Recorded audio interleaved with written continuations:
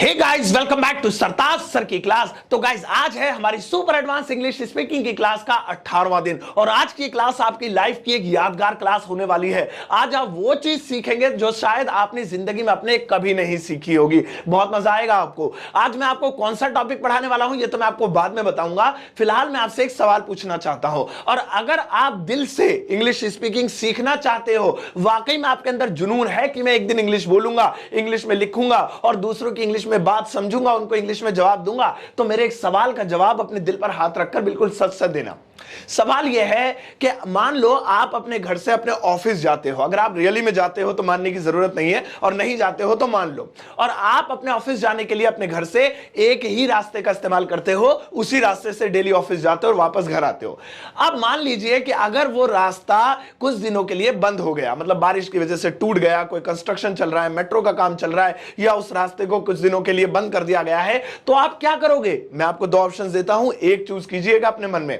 Option A, पहला, क्या आप अपने बॉस को कॉल करोगे और कहोगे सॉरी बॉस, जिस रास्ते से मैं आता था और वापस घर आता था, ऑफिस आता था, ऑफिस से घर आता था, वो रास्ता बंद है, तो अब जब तक वो बंद है मैं ऑफिस नहीं आ सकता हूं। अगर नौकरी से निकालना है तो निकाल दो, कोई दिक्कत नहीं, मैं रिजाइन दे देता हूं, लेकिन रास्ता क्योंकि बंद है तो मैं ऑफिस नहीं आ सकता हूं। ऑप्शन बी, यानी कि दूसरा वाला ऑप्शन, वो ये है कि आप बॉस को क्यों कॉल करोगे, क्या जरूरत है, आप उस रास्ते को ही छोड़ दोगे जो बंद है, बल्कि दूसरे रास्ते से अपनी मंजिल तक जाओगे, यानी कि अपने ऑफिस तक जाओगे। क्या करोगे? आप में से सभी लोग दूसरा ही ऑप्शन चूज करेंगे। कोई इतना बेवकूफ नहीं है कि रास्ता बंद है तो वो ऑफिस से रिजाइन दे दे, अपनी जॉब छोड़ दे। अगर हम अपनी मंजिल पर जाते हैं, कोई सामान लेने जाते हैं, कहीं जॉब करने जाते हैं, किसी से मिलने जाते हैं, अगर एक रास्ता बंद है तो हम अपना माइंड यूज करके दूसरा रास्ता तलाशते नहीं तलाशते। जाम लग रहा होता है सड़क पे तो मेट्रो से जाते हैं, मेट्रो बंद होती है तो कहीं गली वली में से बाइक निकाल के जाते हैं, लेकिन जाते हैं, वापस नहीं आते कभी भी। लेकिन आप लोग एक गलती करते हो, आप ऑफिस जाते टाइम तो रास्ता बदल के चले जाते हो जब रास्ता बंद होता है, लेकिन इंग्लिश में जब आपका रास्ता बंद होता है तो आप वापस आ जाते हो, आप रास्ता बदल के नहीं जाते हो। पता है रास्ता बंद कैसे होता है? देखो जरा बोर्ड पे सेंटेंस पढ़ रहा हूं, ध्यान से सुनना। पहला सेंटेंस, मेरे पेट में चूहे दौड़ रहे हैं। दूसरा सेंटेंस, थोबड़ा बिगाड़ दूंगा तेरा। तीसरा सेंटेंस, एक चुटकी सिंदूर की कीमत तुम क्या जानो रमेश बाबू। चौथा सेंटेंस, यूपी में भगवा लहराएगा या पंजा। और पांचवा सेंटेंस, खाट मत तोड़ पड़े पड़े। और छठा सेंटेंस, मैं तुम्हें अपनी पलकों पर बैठाऊंगा, मैं तुम्हें अपनी पलकों पर बैठाऊंगा। ये तो किसी आशिक ने लिखा होगा ऐसा लग रहा है।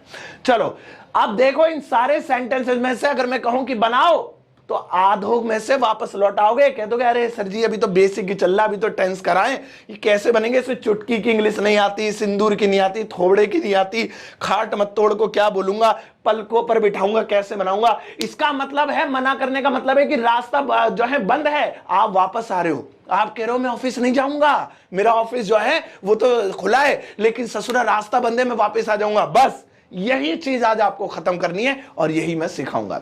आज के टॉपिक का नाम है डायवर्जन। डायवर्जन समझते हो? जो सड़क पे लिखा होता है ये सड़क डाइवर्ट है, यानी कि ये रास्ता बंद है, इसे डाइवर्ट करके आगे बदल के लेन बदल के जाना है, आपको पहुंच जाओगे मंजिल पे लेकिन रोड बदल दिया है। वही इंग्लिश में करना है। देखो क्या करना है, जब भी कोई सेंटेंस आपको इंग्लिश में बनाना ना आए, या जब भी किसी वर्ड की मीनिंग आपको ना आए, तो कुछ मत करो, ससुरे को भाड़ में जाने दो, आप कोई दूसरा ऐसा सेंटेंस बना दो जो उसकी कमी को पूरा कर दे, हो गया काम।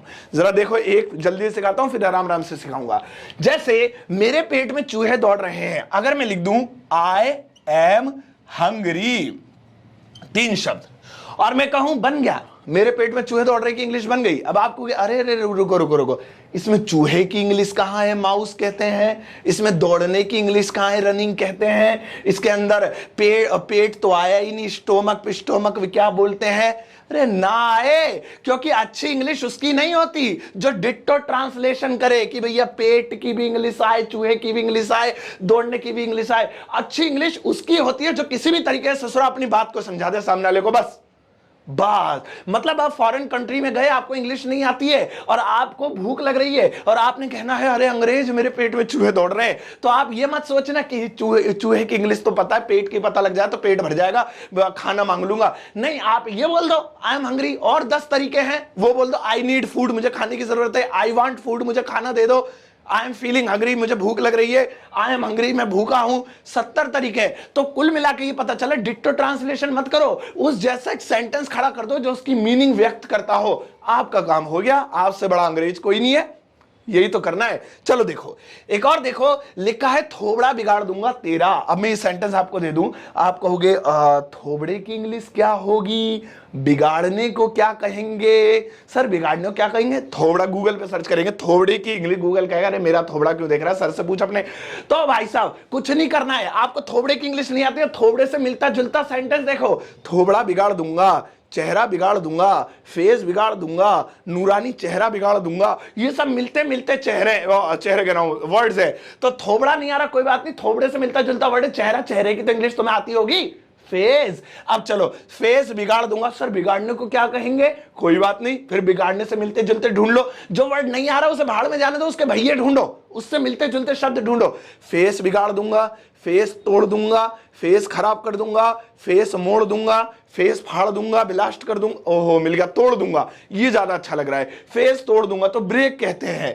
तो थोड़ा बिगाड़ दूंगा यानी फेस तोड़ दूंगा, कौन कह रहा है ये, मैं फेस तोड़ दूंगा, किसका, तुम्हारा। तो सिंपल हो जाएगा, I will break your face, लो जी बन गया, I will break your face, कितनी आसानी से बन गया, हो गया, बस इतना सही तो था, इस तरीके से हो गया। तो क्या हुआ कि जिसकी मीनिंग मुझे नहीं आती थी वो मैंने वर्ड छोड़ दिया, उससे मिलते जुलते तलाश लिए, और अगर मिलते जुलते भी ना मिले तो पूरा सेंटेंस पहले दिमाग में सोच लिया, फिर उससे मिलता जुलता पूरा सेंटेंस ही बदल के बना दिया। पर सेंटेंस बदल के बनाने का मतलब है कि उसका मतलब भी यही होना चाहिए। अब एक और देखो, जैसे लिखा है एक चुटकी सिंदूर की कीमत तुम क्या जानो रमेश बाबू, एक महान कवित्री ने किसी सदी में कहा था ये। तो कवित्री कह रही है कि एक चुटकी सिंदूर की कीमत तुम क्या जानो रमेश बाबू। अब इसमें कौन सा अलंकार है, रूपक, यमक, अतिशयोक्ति तो हमें पता नहीं, लेकिन इस सेंटेंस को इंग्लिश में बनाने के लिए दे दिया जाए आपको तो हवा संट हो जाएगी। आप कहोगे सर चुटकी को क्या बोलेंगे, सर सिंदूर को क्या लिखूं, सर कीमत की प्राइस लिख दूं या कॉस्ट लिख दूं। सुनो रिलैक्स, सबसे पहले इस सेंटेंस को दिमाग में चेंज करो, ये सेंटेंस नहीं बनने वाला, इसको चेंज करो, इतनी अच्छी इंग्लिश नहीं है हमारी। तो सुनो, एक चुटकी सिंदूर की कीमत तुम क्या जानो रमेश बाबू, तो इसे आसान भाषा में शायद वो ऐसे बोल सकती थी, तुम एक चुटकी सिंदूर की कीमत नहीं जानते हो। देखो ऐसे, ये इजी हो गया। आप तो पहले माइंड में सेंटेंस को इजी कर लो, तुम एक चुटकी सिंदूर की कीमत नहीं जानते हो। अब भी कीमत की भी इंग्लिश नहीं आती, सिंदूर की भी नहीं आती, इतना लिख लो तुम नहीं जानते हो। You don't know, you do not know, यानी यू डोंट नो, तुम नहीं जानते हो। अब क्या नहीं जानते हो, कीमत। सर कीमत को क्या कहते हैं, प्राइस लिख दो, क्यों बाजार में पूछ रही है वो, नहीं यहां पर वो वैल्यू की बात कर रही है कि इसकी जो वैल्यू है वो तुम नहीं जानते हो। तो वैल्यू तो वर्ड कॉमन है, ये भी लिख दो, you don't no value of, value of किसकी, एक चुटकी सिंदूर। अब यहां फंस गए, अब एक चुटकी को क्या कहेंगे, पिंच बोलते हैं चुटकी को, लेकिन नहीं पता, तो आप चुटकी से मिलते जुलते शब्द तलाशो। एक चुटकी सिंदूर की कीमत तुम क्या जानो, इत्ते से सिंदूर की कीमत तुम क्या जानो, जरा से सिंदूर की कीमत तुम क्या जानो, चुन्ने मुन्ने से सिंदूर की कीमत तुम क्या जानो, तन्नक से सिंदूर की कीमत तुम क्या जानो, इत्ते से, जरा से, मतलब इत्ते से सिंदूर की कीमत। तो बहुत सारे शब्द हैं जो चुटकी से मिल रहे हैं। चुटकी का मतलब जरा सा ही तो होता है, तो चुटकी नहीं आ रहा छोड़ दो, आप जरा से की इंग्लिश तो आती होगी, लिटिल बिट, फ्यू या फिर वेरी लिटिल, ये सब तो आता होगा, तो लिटिल बिट लिख दो, you don't no value of little bit. अब यहां पे लिटिल बिट भी कर सकते हैं या अ फ्यू भी कर सकते हैं, ठीक है। अब लिखने के बाद यहां पे जो है आपका आ गया सिंदूर। अब सिंदूर में फिर फंस गए, अब सिंदूर को क्या कहते हैं, फिर टेंशन, यार सिंदूर की इंग्लिश नहीं आती। अब वापस आ गए सर के पास, सर जरा ये सिंदूर की इंग्लिश बताना। मैं फिर कह दूंगा भैया रास्ता बंद देके मेरे पास मत वापस, कहीं और से रास्ता बदल के जा, मैं नहीं बताऊंगा इंग्लिश में इंग्लिश, और ना गूगल पे तलाशी हो। तो यहां पे सिंदूर से मिलते जुलते शब्द तो सोचो दिमाग में, सिंदूर को क्या बोल सकते हैं, एक चुटकी सिंदूर की कीमत तुम क्या जानो, एक चुटकी रिश्ते की कीमत तुम क्या जानो, एक चुटकी लाल रंग की कीमत। अरे लाल रंग लिख सकते हैं, क्यों सर लाल रंग और सिंदूर तो अलग अलग होता है ना। भाई तुम सिंदूर की इंग्लिश जान भी लोगे तब भी क्या उखाड़ लोगे, मतलब मान लो मैंने तुम्हें बता दिया वर्मिलियन बोलते हैं सिंदूर को, अब जाओ न्यूयॉर्क की मार्केट में जाके कहो जरा सा वर्मिलियन दे देना, 10 रुपए का दे देंगे, मतलब इंग्लिश में बोल रहे हो दे देंगे, उन्हें फिर भी नहीं पता। अब जिस वर्ड की उन्हें इंग्लिश नहीं पता तो अपना देसी वाला यूज करो ना, उसका रेड कलर, ठीक है। तो लिटिल बिट या फिर रेड कलर, तो यहां पे हमने रेड COLOR लिख दिया, हो गया। तो इंग्लिश हो गई you don't know, you don't know तुम नहीं जानते हो value of little bit red colour, या the value of little bit red colour भी कर सकते हैं। दावा नहीं आ रहा दिमाग में, छोड़ो बात तो आपने कह दी, हो गई पूरी। अब यहां रेड कलर को अगर कोई अंग्रेज पूछने लगे कि व्हाट इज रेड कलर, तब ससुरे को बताओ red colour is actually very Holi thing, it is very important in India and women put in the मांग वगैरह वगैरह आगे बोल देना, लेकिन काम तो बन गया, सेंटेंस तो हो गया। तो इस तरीके से देखो सेंटेंस क्या था, एक चुटकी सिंदूर की कीमत तुम क्या जानो रमेश बाबू, और हमने लिख दिया you don't know the value of little bit red colour, हो गया। अब इसे देखो, यूपी में भगवा लहराएगा या पंजा, अब बच्चा लगा पड़ा है भगुए को इंग्लिश में क्या कहेंगे, भगुए को इंग्लिश में क्या कहेंगे, भाई गूगल पे टाइप करा भगुआ, मोदी जी आ रहे, बेटा मैं हूं भगुआ। तो यहां पे टेंशन क्यों ले रहे हो, जो वर्ड आपको नहीं आ रहा छोड़ो यार। आप सोचो कि यहां पे बंदा कह रहा है यूपी में भगवा लहराएगा या पंजा, पहले इस सेंटेंस को सीधा कर लो। यूपी में क्या यूपी में भगवा जीतेगा या पंजा, क्या यूपी में भगवा जीतेगा या पंजा, तो भगवा मतलब बीजेपी, तो डाइवर्ट हो गया देखिए ऑटोमेटिकली। मतलब भगवा की इंग्लिश आपको पता होती तो लिख देते, कोई दिक्कत नहीं थी, नहीं पता तो उसको डाइवर्ट कर दो, भगवा मतलब बीजेपी तो हो गया। भगवा मतलब सेंट्रल गवर्नमेंट, भगवा मतलब गवर्नमेंट ऑफ इंडिया, देखो कितने सारे वर्ड मिल रहे हैं। तो यहां पर बिल्कुल सिंपल वाली टेक्निक यूज कर लो। इस सेंटेंस में लिखा है यूपी में भगवा लहराएगा या पंजा, अब ये बनाओ पहले कौन जीतेगा, कौन जीतेगा, who will win, who will win in UP, who will win in UP, Uttar Pradesh में कौन जीतेगा, भगवा या पंजा, भगवा को बोल दो बीजेपी, पंजे को बोल दो कांग्रेस, तो बीजेपी और कांग्रेस CONG, बस इतना ही लो, जान छूट गई, हो गया। ये इसका मतलब यही हो गया, बीजेपी में भगवा लहराएगा या पंजा, हो गया। लीजिए कितना आसान था। तो टेंशन नहीं लेनी है कि इसकी मीनिंग नहीं आती, वापस आ जाओ रास्ता बदल के, नहीं भैया आप डाइवर्ट होके जाओ, आपसे बनेगा। एक और देखिए, खाट मत तोड़ पड़े पड़े, अब बंदा परेशान, खाट की इंग्लिश क्या होगी, मैं कह रहा हूं खाट को कोड बोलते हैं, तोड़ने को ब्रेक बोलते हैं, पड़े पड़े को वाइल लेइंग बोलते हैं, तो आप बनाओ don't break the quote while lying, ऐसे बनाओगे। अंग्रेज सुने तो भाग जाकर डर को, भाई साहब खाट तोड़ते हैं सच में, ये तो खाट तोड़ना इस कहावत यार, ये तो कहावत है। आप छोड़ो खाट वाट को क्या कहते हैं, आप देखो बंदा कहना क्या चाह रहा है, खाट मत तोड़ पड़े पड़े, कुछ काम कर लो, नंबर 1, टाइम वेस्ट मत करो, नंबर 2, समय बर्बाद मत करो, नंबर 3, तुम्हें कुछ काम तलाशना चाहिए, नंबर 4, कोई जॉब करो, नंबर 5, मम्मी पापा की फाइनेंशियली हेल्प करो, नंबर 6, घर के काम काज करो, नंबर, कितने सेंटेंस है भाई देखो। और मुझे सबसे आसान पता है क्या लगा, डोंट वेस्ट टाइम, खत्म, डोंट वेस्ट योर टाइम, अपना समय बर्बाद मत करो, सिंपल।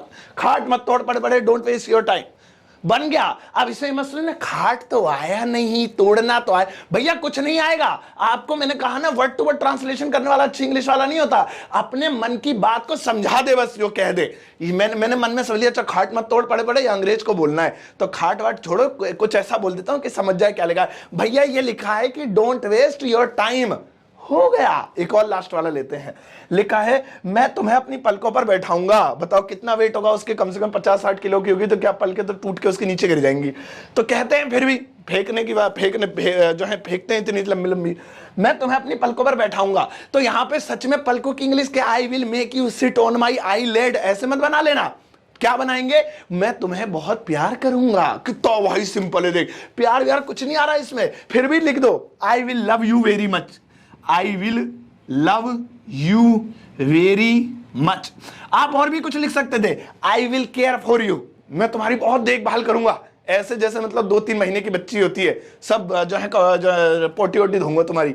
तो यहां पे मैं तुम्हें अपनी पलकों पर बैठाऊंगा, I will love you so much, I will love you very much, I will care for you, और अच्छी इंग्लिश आती है तो मैं तुम्हें कोई परेशानी नहीं आने दूंगा। इस तरह से आप बनाइए। तो ये तरीके होते हैं भाई साहब सेंटेंसेस बनाने के।